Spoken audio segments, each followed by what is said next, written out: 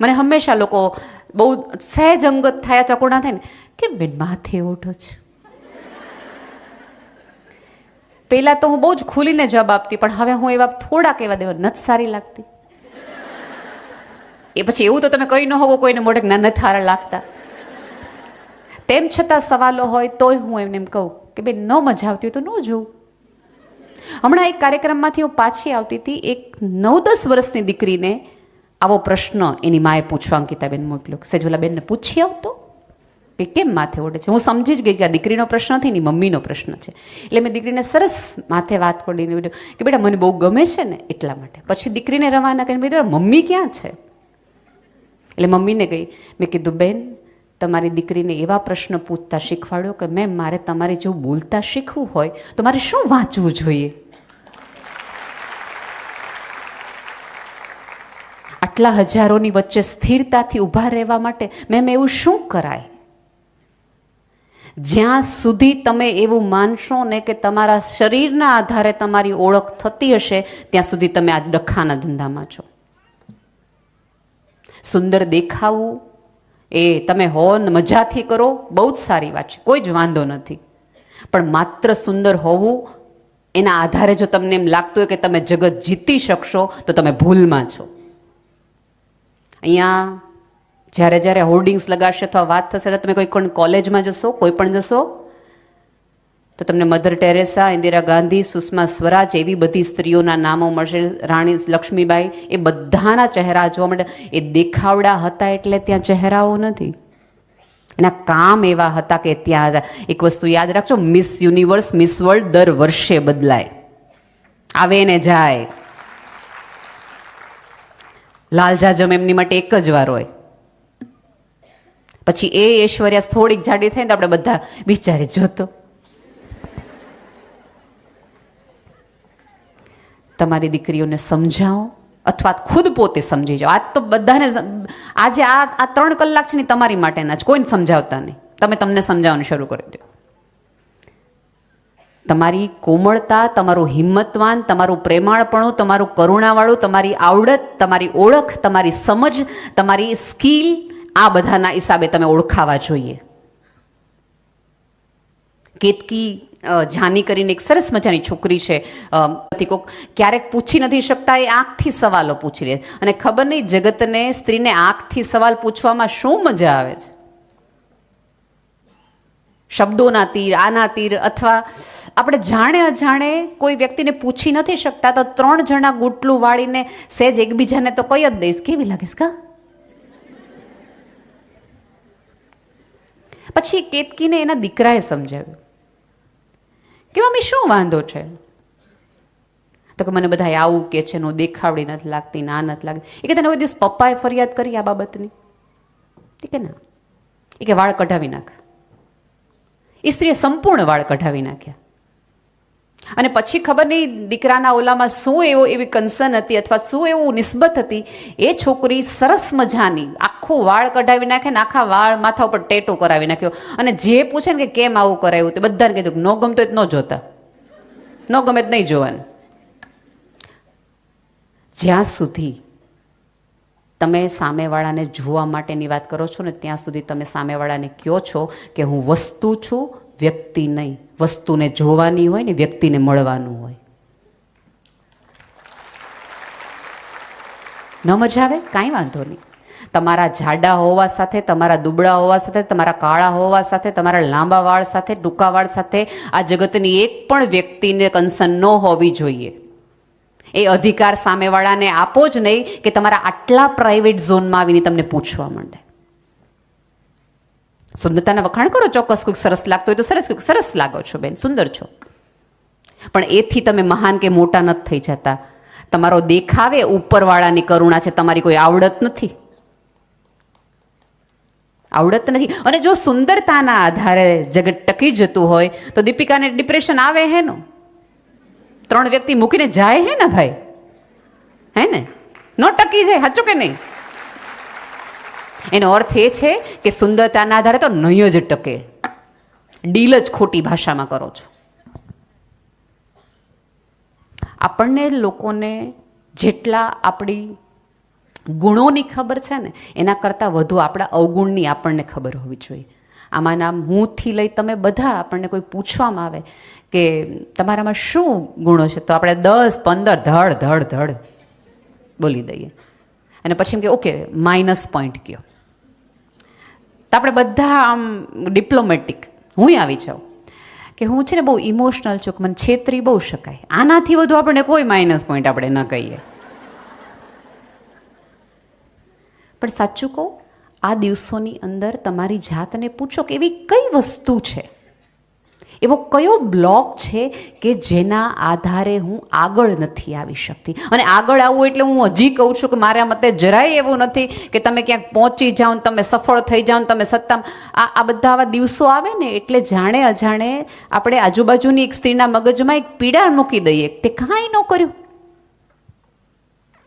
તમારી આજુબાજુની નાની, મારી દ્રષ્ટિએ તો એ મજૂર કરતી સ્ત્રી, મજૂરી કરતી, ખાડા ખોદતી, શાકભાજી વેચતી, પોતાના સંતાનો 3 હમણાં જ અમારે એક ગામડામાં એક બેન હતા, એક બાજી, આમ તો 3 સંતાનોને 3ને પરણાવી દીધા. સરસ મજાને. મેં કીધું તમે એની હારે રહેતા હોય તો કે ના રે ના, એ એના ઘરે સુખી, હું મારા ઘરે સુખી. એટલે મેં કીધું એકલું નથી લાગતું? મને કે ના રે ના, આવડી મોટી ગાય છે, મને એકલું હેનું લાગે. તમારી પાસે એવું કશું છે કે જેના આધારે તમે જીવી શકો એમ છો? આ જગતનું બધું ઓળખાઈ જાય, તમારી ઓળખ જતી રહે, આ જતી રહે, બધું. ચંદ્રકાંત બક્ષી એક બહુ જ સરસ વાત કરતા કે તમે તમારી પત્નીને પ્રેમ કરતા હો તો તમારી પત્નીને તમે વિધવા થતા શીખવાડો, કે હું જતો રહું પણ તારે જીવવું કઈ રીતે જોઈએ.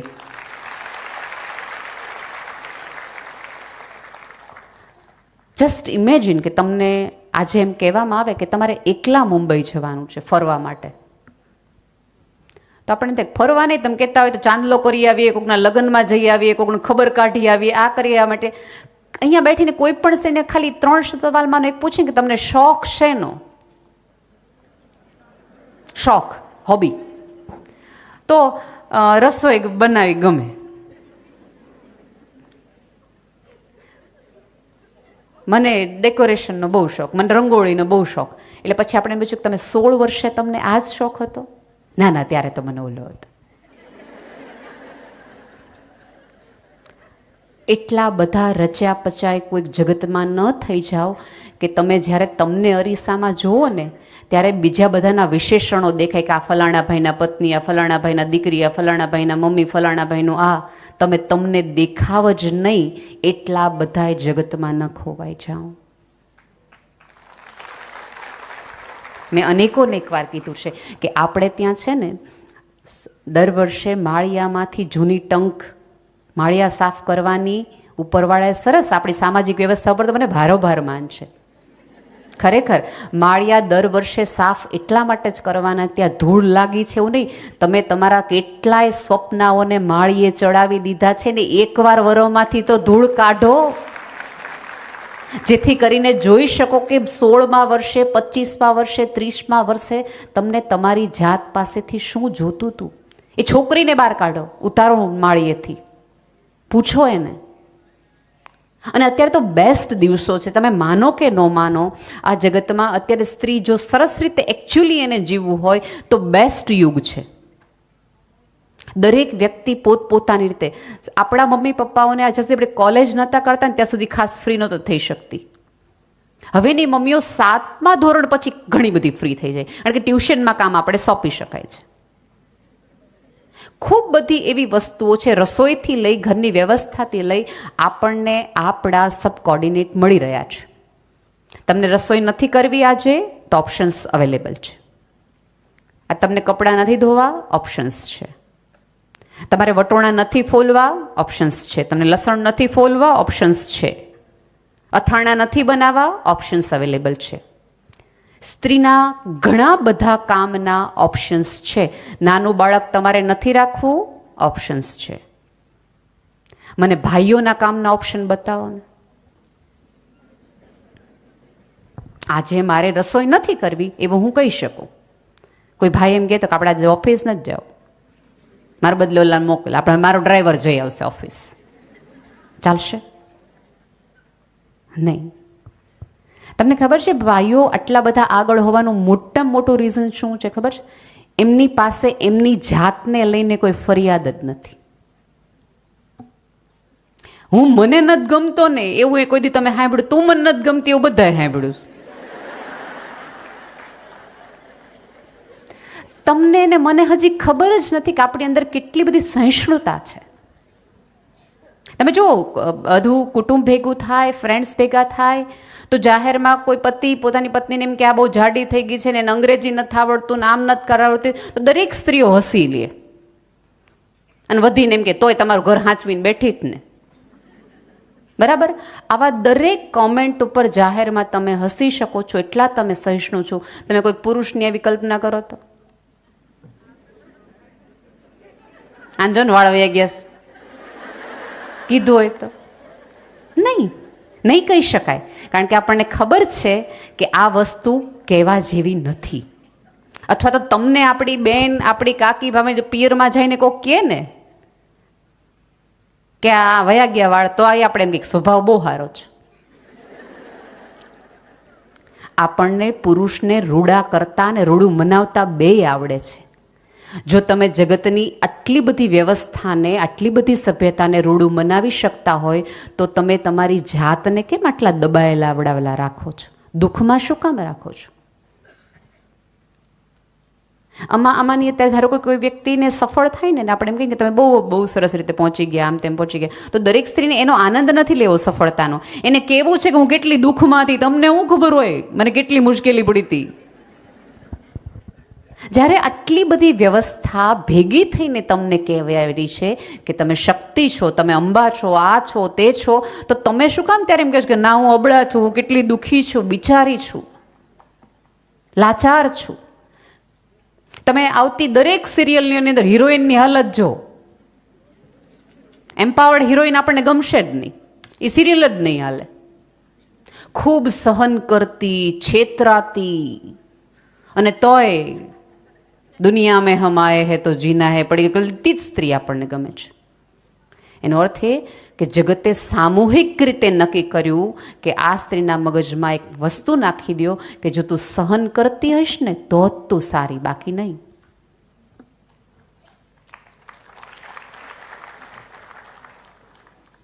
પણ સહનશીલતાના પ્રમાણપત્રો તમારે ને મારે જગત પાસેથી નથી લેવાના, જાત પાસેથી લેવાના છે.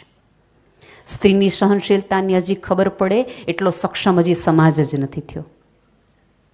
પોતાના દીકરાનું ક્યાંય થતું ન હોય તેમ છતાં જેઠાણીના દીકરાના મંડપનું, મુહૂર્તનું, બધી વસ્તુ લેવા જવામાં કેટલી કરે જોઈએ જગતને ખબર ક્યાં છે?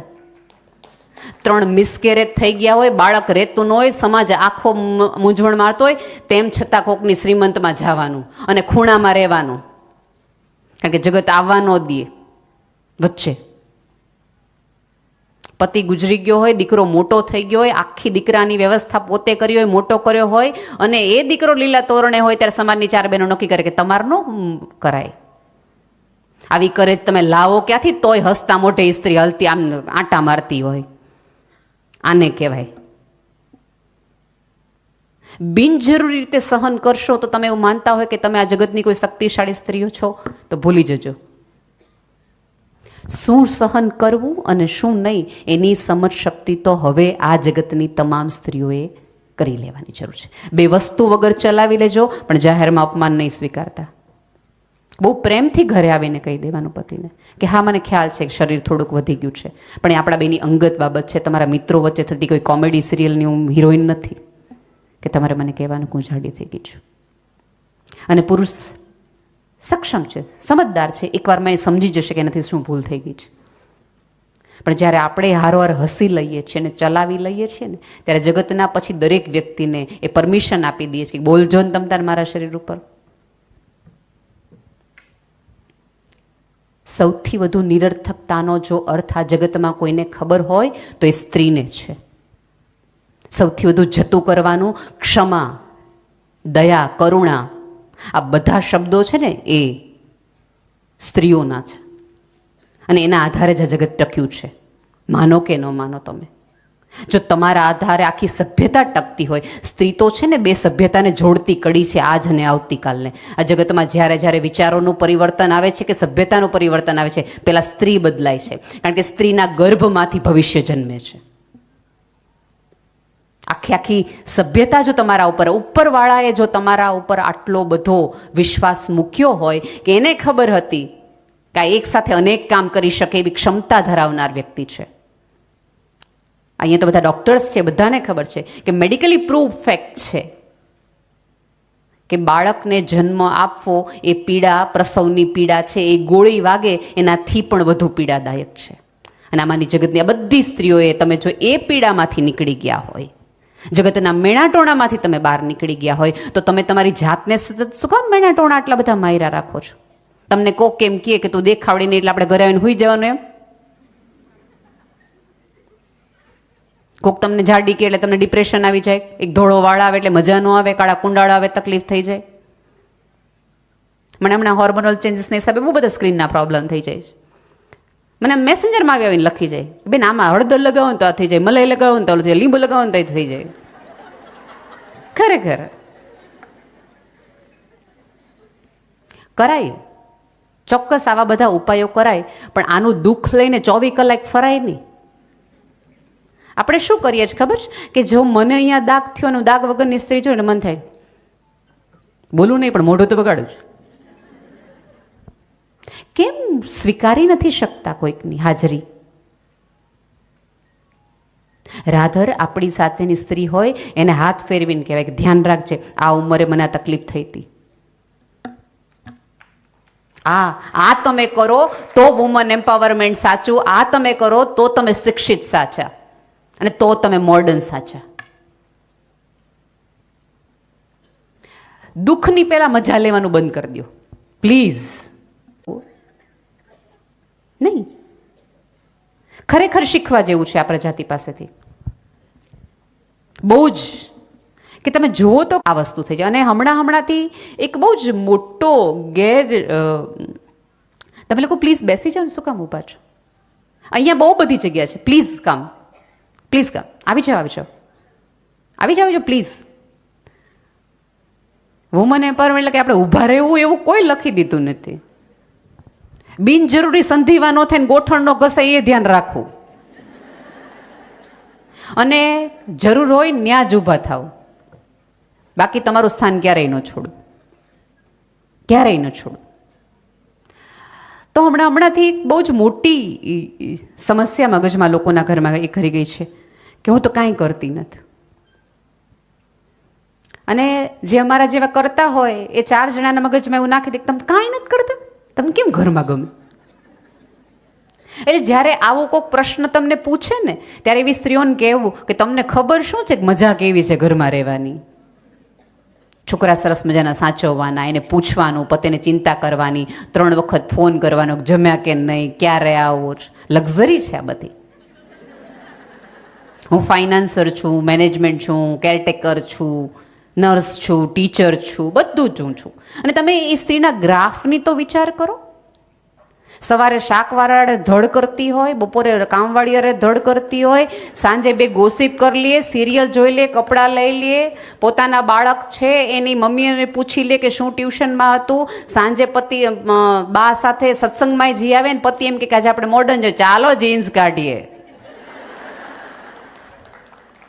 તમે વિચાર તો કરો, એક દિવસમાં ગ્રાફ તો જો આમથી આમ કેટલો જાય, કેટલો.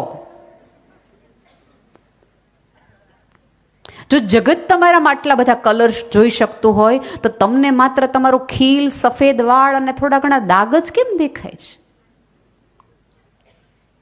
આ બધા કાર્યક્રમો કરવાનો અર્થ એ છે કે તમે જગતને નહીં, તમને જોવાની બદલો, તમારો ચશ્મા બદલાવો. હવે કંઈક એવા વિઝન રાખો કે જેથી કરીને તમે તમને ગમવા માંડો. જ્યાં સુધી તમે તમને નહીં ગમો ને ત્યાં સુધી જગતની એક પણ સમસ્યાનું સોલ્વ નથી. અને પછી તમે એવું માનતા હોય કે તમારો દીકરો તમારી પાસે આવીને બેસે, તમારી દીકરાની વહુ તમારી પાસે આવીને બેસે, પતિ આવીને પૂછે, નહીં, એવું નહીં બને. રાધર એ 2 કલાક વધુ બહાર રહેવા માંડશે કે યાર મજા નથી આવતી આની યાર. અને એક બહુ મોટી ગેરસમજણ લગ્ન જીવનમાં હમણાંથી જે વધી જઈ છે, એક વસ્તુ યાદ રાખજો, સ્વમાન અને અભિમાન છે ને એની વચ્ચે બહુ પાતળી ભેદ રાખા છે. સ્વમાનમાં આવે કે હું પૈસા તો માગું જ નહીં એની પાસેથી, એ તો મારાથી થશે જ નહીં, ભલે જેટલું કામ થશે હું મારા પૈસાથી જ બધું ઊભું કરીશ. આવા કોઈ નિયમો કે આવા મગજમાંથી ગેરસમજણો પહેલા વહેલા કાઢી નાખો છો. પતિ પત્ની છો, તમે એક થયા છો, તમારા એકબીજા ઉપરનો પૂરેપૂરો અધિકાર છે. કોઈ પતિ એમ કહેતો કે હું રસોઈ તો જમવાની થાળી તો માગું જ નહીં, મારી સ્વતંત્રતાનું શું થાય, મોજા તો મારે માગવા જ નથી, હું એમ્પાવર્ડ નથી, સ્વતંત્ર નથી. તમે જો આવા નાના નાના મુદ્દા તેના ધ્યાનમાં નથી, અને આપણે પૈસાને ધ્યાનમાં રાખીને